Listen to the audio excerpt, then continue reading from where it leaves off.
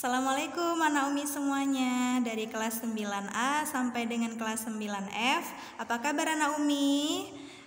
Semoga anak Umi semuanya dalam keadaan sehat dan kuat, terutama kuat dalam menghadapi rindu. Kita doakan juga semoga COVID-19 segera musnah dari muka bumi ini sehingga kita bisa belajar dan mengajar seperti biasa dengan keadaan yang bergembira. Amin ya robbal alamin. Jika anak-anak Umi juga ingin keluar rumah, tetap memperhatikan protokol kesehatan, memakai masker atau menggunakan hand sanitizer ya. Kemudian tidak lupa juga sebelum kita memulai pelajaran kita pada hari ini, maka kita ucapkan dulu dengan lafaz basmalah, Bismillahirrahmanirrahim. Nah, mungkin ada yang bertanya-tanya, di kelas 8 pelajaran bahasa Indonesianya sama Umi Hayun. Nah, di kelas 9 juga kembali kepada Umi Hayun. Semoga anak-anak Umi semuanya tetap senang dan semangat di kelas Umi ya.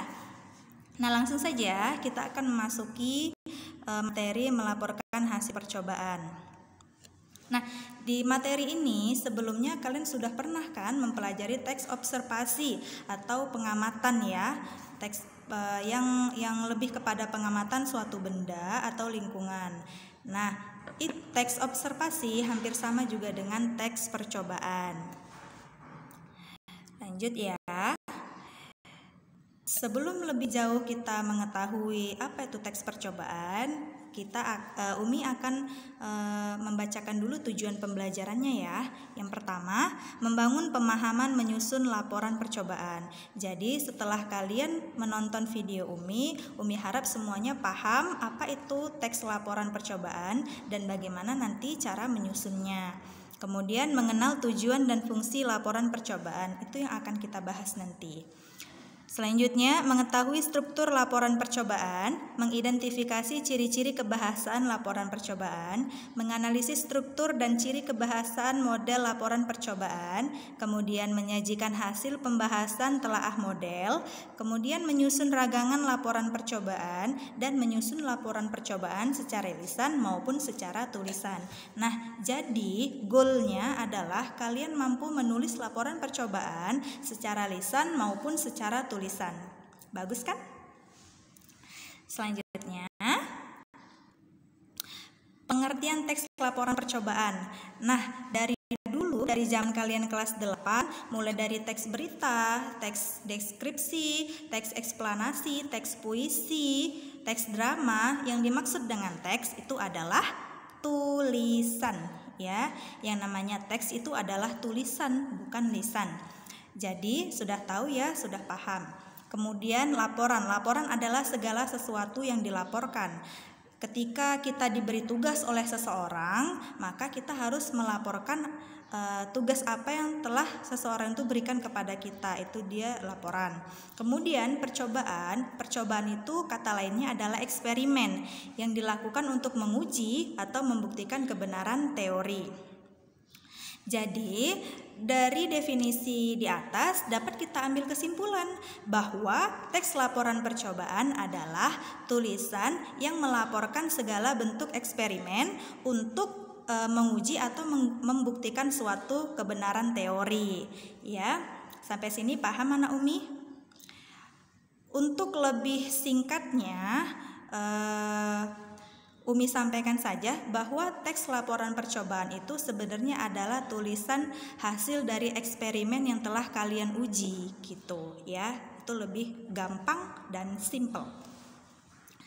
Selanjutnya Naomi ada ciri teks laporan percobaan. Masih semangat kan? Kita lanjut ya. Ciri laporan percobaan yang pertama yaitu fakta. Nah, fakta itu apa? Sebelumnya juga kita sudah mempelajari tentang fakta ya, fakta dan opini. Sudah kita pelajari di kelas 8. Jadi kita mengulang kembali apa yang telah kalian pelajari di kelas 8. Hayo ingat-ingat kembali apa itu fakta. Nah, anak Umi, ada yang sudah ingat? Oke, baik, Umi beritahu saja ya. Fakta itu adalah sesuatu yang nyata. Ya, fakta itu ciri-cirinya ada dua. Yang pertama itu nyata atau pasti, dan yang kedua dapat dibuktikan. Nah, contoh fakta yang seperti apa? Nih, Umi berikan dua kalimat. Coba kalian pikir-pikir ulang. Kalimat mana yang mengandung kalimat fakta? Misalnya, sekolah Jabal Nur merupakan sekolah yang didominasi dengan cat berwarna biru.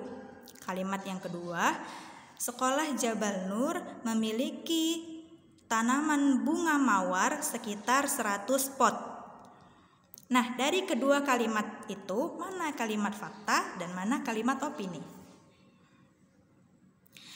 Iya, benar Anak Umi, kalimat fakta adalah kalimat yang pertama. Mengapa seperti itu? Karena dapat dibuktikan dan sudah nyata, ya. Sedangkan kalimat yang kedua terdapat kata sekitar di situ. Nah, sekitar itu tidak bisa dikatakan sebagai fakta karena tidak kuat ya argumennya. Seperti itu. Kita lanjut ke tangga berikutnya, yaitu lengkap dan teruji. Nah, Anak Umi, apa itu lengkap? Nah, ada yang bingung kan persoalan lengkap? Lengkap itu akurat ya.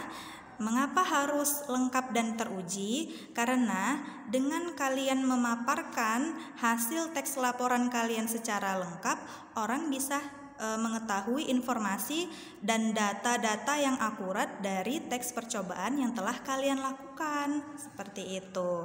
Makanya kalau membuat teks percobaan itu harus lengkap dan teruji agar orang yakin dan percaya terhadap hasil uji yang telah kalian lakukan.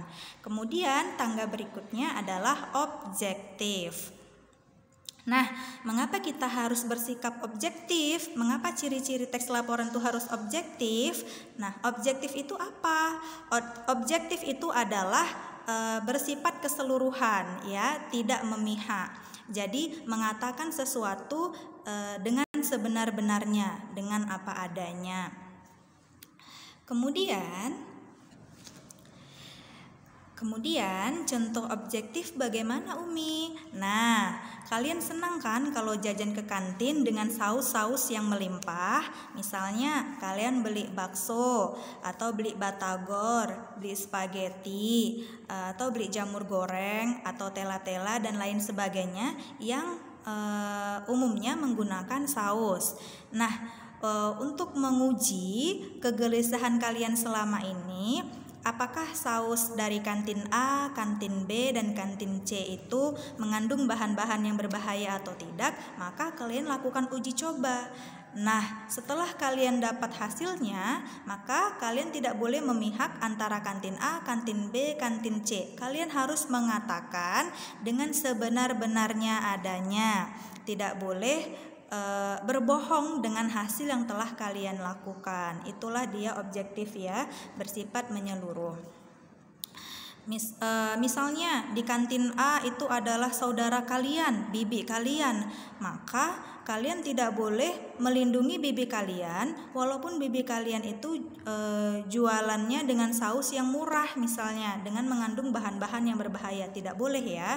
Kalau di kantin A itu memang sausnya itu tidak bagus, maka kalian akan mengungkapkan itu bahwa kantin A itu sausnya tidak bagus. Itulah dia yang namanya objektif ya. Jadi objektif itu sesuai dengan keadaan yang sebenarnya. Nah, kita lanjut lagi ke tangga berikutnya, yaitu informatif. Informatif itu adalah bersifat informasi ya. Jadi ketika kalian menulis teks laporan, maka kalian harus mencantumkan informasi yang sebanyak-banyaknya sehingga pembaca paham dengan teks yang sudah kalian lakukan, dengan laporan yang sudah kalian uji. Seperti itu. Lanjut, yaitu bahasa ilmiah. Nah, apa itu bahasa ilmiah? Bahasa ilmiah adalah bahasa yang mendefinisikan secara tepat sesuatu yang berkaitan dengan penelitian agar bahasa tersebut tidak mengandung kerancuan. Nah, bertanya lagi pasti anak Umi, apa itu rancu? Nah, rancu itu berarti tidak teratur ya. Jadi bahasa ilmiah itu bahasanya harus tepat dan akurat, tidak ambiguitas dan tidak rancu, seperti itu. Kita lanjut anak Umi. Selanjutnya yaitu fungsi dari teks laporan percobaan. Yang pertama, fungsinya sebagai dokumentasi. Nah, kalian ingin kan ketika kalian sudah selesai menguji suatu produk atau menguji sesuatu, untuk membuktikan kebenaran atas sesuatu itu, kalian inginkan hasilnya itu tidak hilang, tidak kececer, maka dari itu fungsinya adalah didokumentasikan. Jadi kalian bisa mendokumentasikan hasil uji coba kalian di rumah kalian, atau bisa juga nanti dimasukkan ke dalam internet, atau bisa juga dimasukkan ke media sosial yang lainnya. Jadi kalian punya nih suatu karya yang telah kalian lakukan di SMP tentang uji coba saus misalnya, sudah kalian dapatkan. Nah, kalian ada gitu dokumentasinya selama kalian sekolah di sini. Nah, dulu waktu belajar IPA, pernah kan kalian mempelajari tentang filtrasi air? Pernah kan kalian buat prakteknya? Nah, sampai sekarang ada nggak dokumentasinya? Nggak ada kan? Itu karena tidak kalian dokumentasikan, karena tidak kalian simpan baik-baik hasil percobaan kalian di dalam rumah, atau lebih tepatnya di media sosial yang bisa kita lihat kembali ketika kita tua nanti. Seru kan? Nah, yang kedua yaitu adalah pertanggungjawaban. Jadi, ketika kalian menyusun teks laporan, itu harus ada pertanggungjawaban dari kalian pribadi. Misalnya nih, Umi menyuruh anak-anak Umi semuanya untuk membuat teks laporan. Nah, kalian sudah uji coba, misalnya uji coba saus Subaru, sudah kalian uji, oh ternyata higienis, pembuatannya dengan menggunakan bahan-bahan yang berkualitas, alhamdulillah aman untuk dimakan. Nah, jadi ketika kalian sudah mengujinya, maka yang sudah kalian uji tadi kalian akan pertanggungjawabkan kepada Umi, karena kan Umi yang menyuruh kalian untuk membuat teks laporan. Nah, itu dia fungsinya sebagai pertanggungjawaban.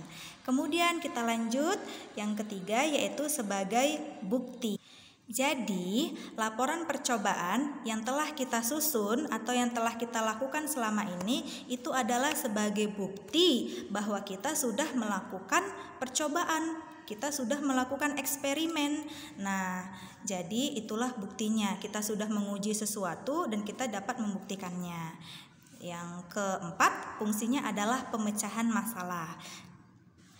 Nah, anak Umi semuanya, kalian senang kan kalau makan mie, khususnya mie balap, mie kuah, mie ayam, mie bakso, macam-macam mie deh. Pokoknya kalian suka banget kan dengan mie, apalagi mie instan ya. Nah, selama ini terdapat kegelisahan di dalam hati bahwa mengkonsumsi mie setiap hari kok bikin kepala pusing ya, bikin badan gak enak ya, atau bikin perut terasa mual ya. Nah, dari kegelisahan itulah kalian melakukan uji coba. Setelah kalian mendapatkan hasilnya, nah masalah tadi kan jadi terselesaikan, ya kan? Oh, ternyata mie balap itu tidak bagus, ternyata mie instan itu tidak bagus, yang bagus itu ternyata mie sayur ya, gitu. Jadi kan kalian bisa memecahkan masalah dari kegelisahan kalian selama ini. Jadi fungsi dari teks laporan itu adalah sebagai pemecahan masalah juga. Kemudian yang terakhir tadi adalah informasi. Nah, ketika kalian membuat teks laporan percobaan, maka sampaikanlah informasi itu selengkap-lengkapnya sehingga pembaca yakin dan percaya dengan apa yang telah kalian uji. Kalian juga bisa mencari informasi dari hasil percobaan orang lain. Misalnya Dulu kakak-kakak kelas kalian telah melakukan percobaan. Ada tuh arsipnya di perpustakaan. Kalian boleh cari, kalian boleh baca apa yang telah mereka hasilkan dari percobaan yang mereka buat. Nah, dari situ kan kita sudah tahu, udah nampak hasilnya kan. Jadi kita bisa langsung melanjutkan percobaan yang mereka buat gitu kan. Terus kita tahu apa yang mau kita lakukan, seperti itu. Mungkin anak-anak Umi hanya ini saja yang dapat Umi sampaikan. Semoga anak-anak Umi semuanya senang dengan video ini. Semoga anak-anak Umi semuanya paham dengan yang Umi sampaikan. Mari sama-sama kita akhiri dengan membaca hamdalah. Alhamdulillahirobbilalamin. Semoga Allah Subhanahu wa Ta'ala terus memberikan pemahaman dan menambahkan ilmu pengetahuan dan wawasan kepada kita semua. Baik anak Umi semuanya, cukup di sini saja yang Umi sampaikan. Tetap di rumah, belajar di rumah, rajin beribadah, dan jangan lupa tetap membantu orang tua. Assalamualaikum warahmatullahi wabarakatuh.